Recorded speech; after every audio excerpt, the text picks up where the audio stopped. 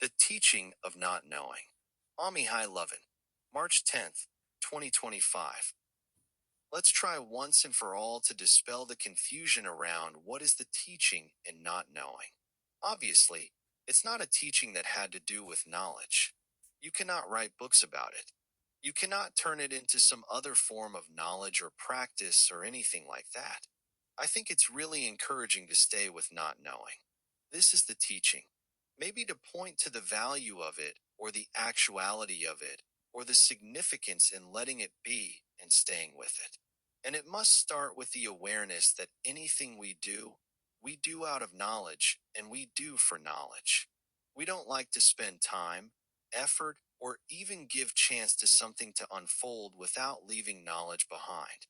Knowledge can be something that can be explained, but it can also be experience registered in the memory. It's also a form of knowledge.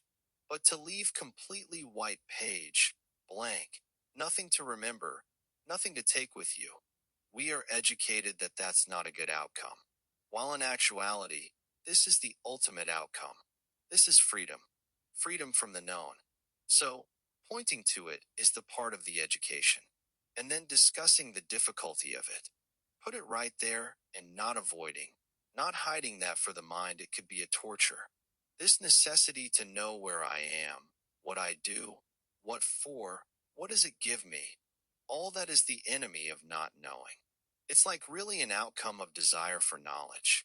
So, when you give it a try, when you say, okay, I can just be without knowing, this inconvenience is there.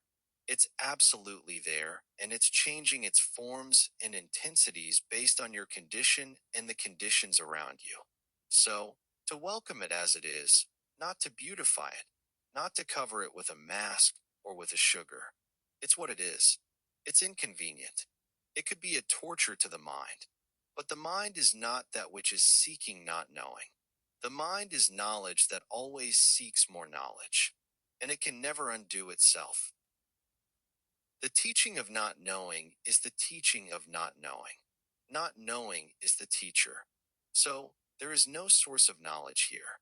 There is giving it a try for no reason, just for the sake of its interest, curiosity, nature of flowing, and dealing with the inconvenience that it brings.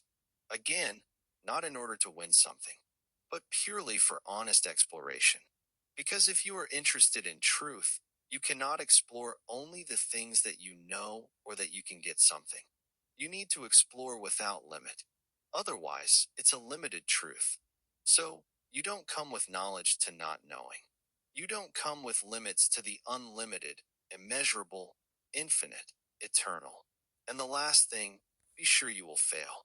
Be sure 100% you will fail. If there is success, it's not yours. It's the not knowing announcing itself to itself. You don't know about it. So, again, whether you hide it or not, expectation for anything, a form of success, a reward, is really a game within the field of the known. And freedom from the known is the total failure of all your systems to touch anything which is not known. And that total failure, which comes with frustration and with the recognition of the limitation, that's the 100% performance of a mind ready to move aside and let go. So, I think that teaching comes to that point, that it's not the role of the mind. Let the mind react in the way it wishes. It has nothing to do with it. And have your teaching so direct that you don't need to report to yourself what's going on.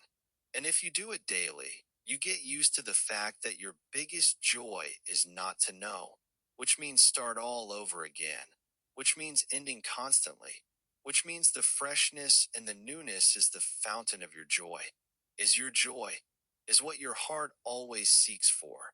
It's what you have when you don't try to have anything.